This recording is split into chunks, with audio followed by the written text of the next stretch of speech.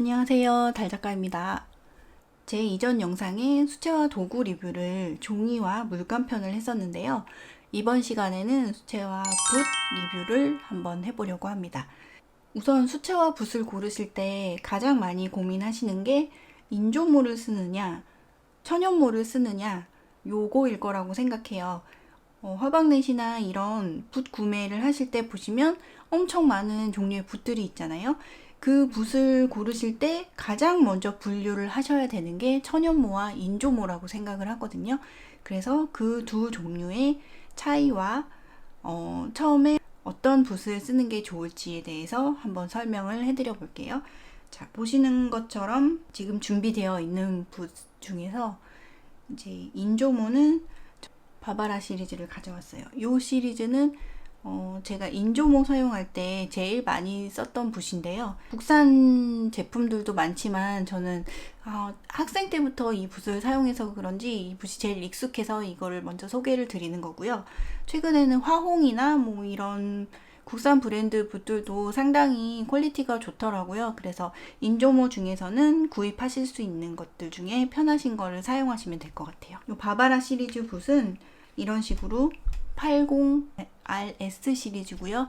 이렇게 0호부터 6호까지 6자루가 들어있는, 그 중에 저는 오늘 4호를 사용할 거고요. 그리고 천연모 설명을 드릴 때는 제 영상에서 가장 많이 보이는 붓이죠. 이거는 제키 붓인데 얘는 여행용으로 나온 거라 이렇게 붓이 짧고 휴대하기 용이하게 이런 식으로 되어 있어요. 얘도 마찬가지로 4호 붓입니다. 일단 천연모랑 인조모를 설명을 드리자면, 인조모는 인공적으로 사람이 만든 붓이에요. 그리고 천연모는 말 그대로 동물의 털을 사용해서 만든 붓이에요.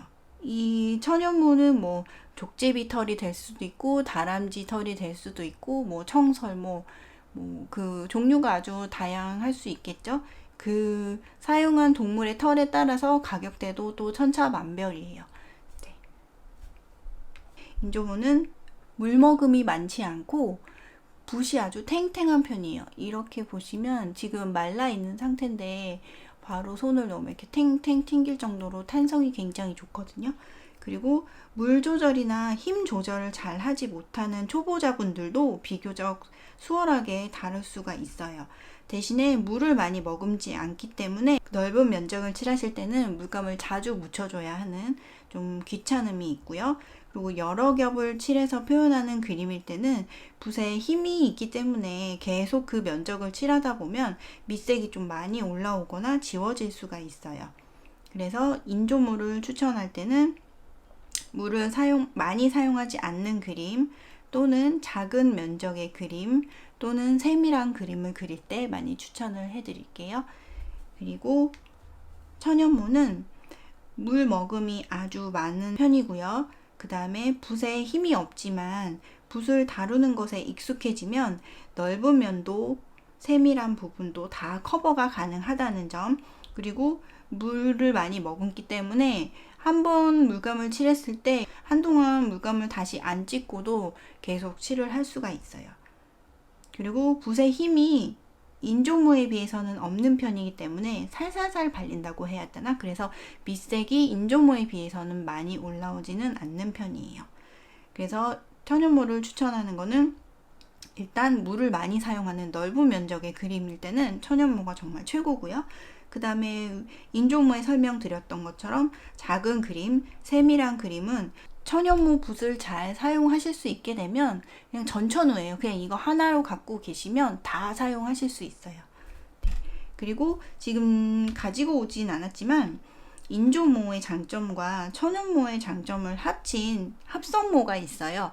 이 합성모는 이제 인조모랑 천연모의 좋은 점을 다 커버를 해주기 때문에 구입하실 때 가격이 부담스럽지 않은 선에서 구입하시면 둘의 장점을 다 느껴보실 수 있겠죠. 그리고 가격대도 인조모보다는 조금 더 비싸겠지만 천연모보다는 저렴하기 때문에 그렇게 부담스럽지 않으실 거예요. 그리고 요 예시로는 또 천연모를 가지고 왔는데, 요 이 호수가 같은 다 2호예요. 2호인데 이제 붓이 특히 천연모 같은 경우에는 붓마다 이 여기를 붓모라고 하거든요. 붓의 길이, 붓모의 길이가 조금 긴 것도 있고 짧은 것도 있고, 그 다음에 얘를 물을 묻혀 봤을 때는 이 붓끝이 굉장히 뾰족한 게 있고 어느 정도 둥글둥글하게 빠지는 게 있어요. 이것도 브랜드마다 붓마다 천차만별이기 때문에 본인에게 맞는 길이를 찾는 것이 중요합니다. 저 같은 경우에는 에스코다는 붓이 너무 뾰족해서 잘 사용하지 않고요. 네, 제 키를 많이 선호하는 편이에요. 어느 정도 붓에 대한 기초 설명은 끝났으니까 이제 실질적으로 어떤 차이점이 있는지 한번 보여드리도록 할게요. 자, 우선 비교하기 편하시라고 인조모랑 천연모 같은 종이에 반을 나눠서 이렇게 설명을 한번 드려볼게요. 우선 천연모랑 인조모의 가장 큰 차이점으로 말씀드렸던 게 물머금이었잖아요. 그래서 같은 동일한 면적에 칠했을 때 인조모랑 천연모가 어떤 차이점이 있는지 한번 설명드려 볼게요. 물감을 이렇게 묻혀서 벽에 닦아내지 않고 그냥 물감이 묻은 상태에서 칠해 볼게요.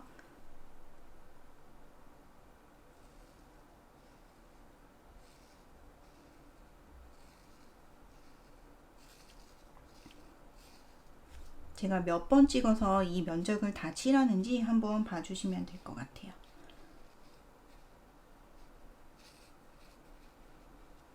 인조모 같은 경우에는 지금 제가 물감을 듬뿍 묻혔음에도 불구하고 한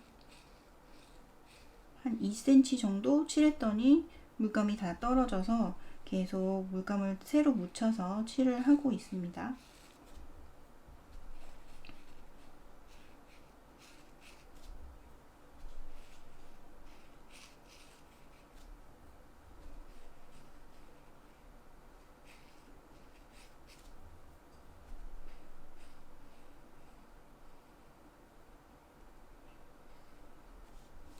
이렇게 칠했고요. 제가 몇 번 칠했죠? 지금 한 번, 두 번, 세 번, 네 번, 다섯 번, 한 7번 칠한 것 같네요.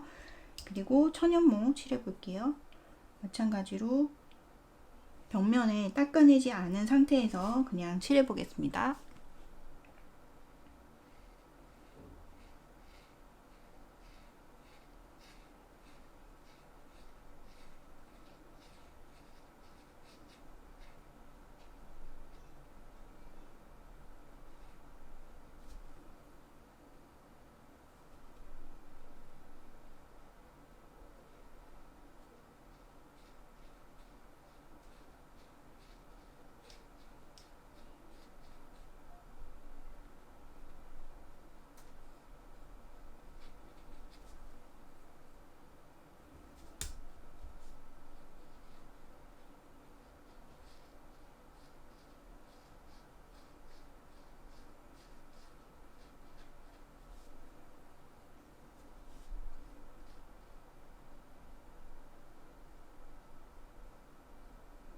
세어 보셨나요? 얘는 정확히 7번 칠했고요. 천연모는 3번 반을 칠했어요. 그러니까 정확히 2배 차이가 나네요. 네. 그 다음에는 붓의 힘을 한번 볼게요.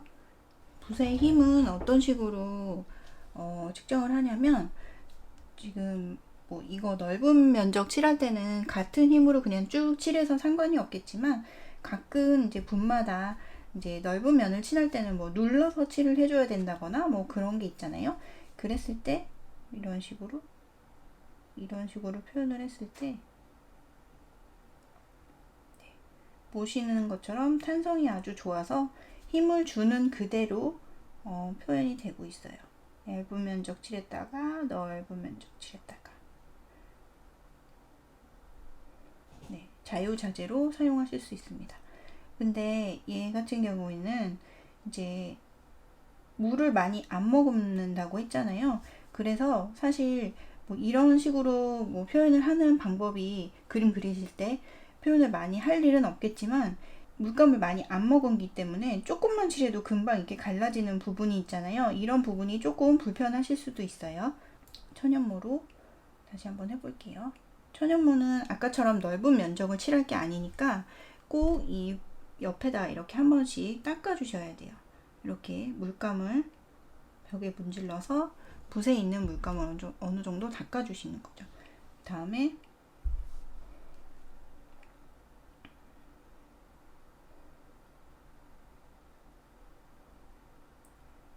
천연모 같은 경우에는 아까 처음에 설명드린 것처럼 사용법만 잘 익히시면 넓은 면적도 얇은 면적도 다 사용이 가능하다고 말씀을 드렸잖아요.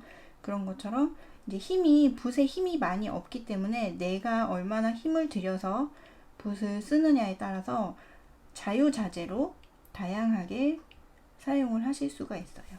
굉장히 안정적이죠. 얘 같은 경우에는 이 넓은 면을 칠하려고 제가 힘을 좀 많이 줬었거든요. 그리고 힘을 빼자마자 엄청 얇게 또 이렇게 나와버리는데, 천연모 같은 경우에는 이제 힘을 주긴 주지만 인조모보다는 많이 안 주기 때문에 정말 의식해서 얇은 선을 쓸 때 빼고는 어느 정도 균일하게 다 나오고 있죠. 이건 직접 사용을 해보셔야 돼요. 근데 아무리 비교 영상을 만들더라도 그 사용하는 사람의 스킬에 따라서 굉장히 달라지는 거기 때문에 이거는 그냥 예시로만 봐주시면 될 것 같아요. 그리고 다음으로는 이제 세필붓 같은 경우에는 좁은 면이나 아니면은 세밀한 그림을 그릴 때 많이 추천한다고 말씀드렸잖아요. 그래서 얇은 선을 그을 때 어떤 느낌인지 보여드릴게요. 이렇게 어느 정도 그렇게 노력을 많이 하지 않아도 얇은 선으로 쉽게 그림을 그리실 수가 있어요. 그리고 아직도 붓끝이 아무 노력을 가하지 않아도 계속 뾰족하게 살아있기 때문에 이렇게 얇고 세밀한 걸 그릴 수가 있겠죠.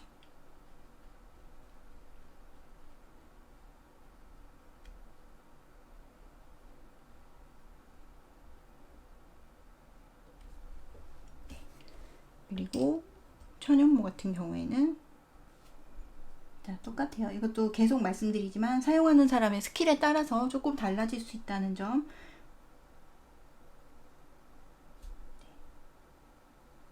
얘는 인조모보다는 조금 더 노력을 많이 하셔야 돼요. 이 정도로 균일하게 선을 그으시려면 어느 정도 연습이 필요하답니다. 그래서 붓끝을 균일한 힘을 주셔서 사용하는 법을 계속 연습을 하셔야 돼요. 연습만 하시면 인조모랑 천연모랑 전혀 차이가 없죠. 그리고 천연모는 아직 물감을 한 번밖에 터치 안 했는데 이 많은 그림을 다 그릴 수 있었어요. 네. 그리고 똑같이 얇은 부분 해볼게요. 자, 이렇게 예시로 보여드린 것처럼 인조모랑 천연모의 차이는 제가 생각하기에는 물먹음밖에 없다고 생각을 해요. 그래서 특히 이런 작은 붓 같은 경우에는 붓을 몇 번 찍어서 그림을 그리느냐 이 차이가 제일 큰 것 같고, 나머지는 노력이 필요한 부분이어서 나는 노력하기 싫어 그냥 편하게 그릴 거야 하시면 인조모 쓰셔도 되고요. 그리고 지금도 인조모가 편하고 인조모에 이미 익숙해지셔서 이것만 쓰시는 분들도 굉장히 많거든요. 근데 저는 이걸 쓰다가 이걸 써보니까 사실 덜 귀찮은 부분도 있고 조금 더 편리한 부분이 있어서 천연모로 넘어왔는데, 이제 가격대가 부담스러우시거나 인조모가 좋아 하시는 분들은 그냥 이거 쓰시면 될 것 같아요. 그냥 정말 선호도에 따라서 사용을 하시면 될 것 같아요. 또 한 가지 말씀드리고 싶었던 게, 그림 그리실 때 보면은 아주 작은 그림 그릴 때는 당연히 작은 붓을 사용을 하겠죠. 근데 가끔 좀 넓은, 제가 생각하기엔 좀 더 큰 붓을 쓰면 편할 텐데 하는 부분도 작은 붓으로 쓰시는 분들이 굉장히 많더라고요. 특히 이런 2호 정도의 붓으로 이런 넓은 면적을 칠할 때 이렇게 막 칠하는 분들이 계신데, 이것도 뭐 개인의 그림 성향에 따라 조금 다른 거긴 하겠지만, 처음에 그림을 배우시는 분이나 이제 시작하시는 분들이라면 이런 넓은 부분 칠할 때는 작은 붓으로 칠하면, 지금 보세요. 제가 몇 번이나 이렇게 왔다 갔다 했어요. 천연물을 씀에도 불구하고 굉장히 자주 이렇게 물감을 찍어서 이만큼의 면적을 칠했잖아요. 근데 사실 이런 거는 큰 붓 사용하시면 같은 면적 칠할 때 몇 번만 쓱 하면은 끝나는 거거든요. 이거는 처음 배우실 때 뭐랄까 습관을 들이시는 게 좋은 것 같아요. 물론 뭐 작은 붓으로 나는 그리는 게 좋아 하는 분들도 있으실 테지만, 이것의 그 차이점이 뭐냐면, 작은 붓으로 큰 면적을 이렇게 칠하면 이게 그 칠한 그림 물감 자국이 이렇게 남거든요. 다 말랐을 때. 근데 큰 붓은 한 번에 다 채우기 때문에 그런 게 조금 덜해요. 자, 그래서 오늘의 결론. 천연모라고 해서 무조건 좋다, 써라는 절대 아니고요. 본인한테 맞는 붓을 찾아서 쓰는 것이 중요하다고 생각합니다. 그리고 저렴이 인조랑 혼합 정도를 구분해서 한번 써보시고 이후에 조금씩 투자를 하시면서 천연모로 바꿔보시는 것도 좋은 방법이에요. 그리고 추가로 천연모나 인조모 붓 관리하는 법 말씀드릴게요. 보통은 붓 사용하시고 붓 끝 보이시죠? 이 상태로 방치하는 분들도 있으실 거예요. 근데 그러지 마시고 이렇게 붓끝을 예쁘게 모아주세요. 천연모 같은 경우에는 이걸 붓 관리라고 하는데, 붓을 이렇게 길을 잘 들이실수록 붓 끝도 잘 모이고 오래오래 사용하실 수 있거든요. 그래서 꼭 물기 제거하시고 이렇게 끝을 모아주는 습관 들여주시고요. 대신에 인조모는 그렇게 하지 않으셔도 됩니다. 인조모는 알아서 이렇게 예쁘게 끝이 모여요. 네. 그래서 지금까지 설명드린 붓 종류를 보시고 여러분의 손에 딱 맞는 붓을 하루빨리 만나시길 바랄게요. 그럼 다음 시간에 또 만나요. 안녕!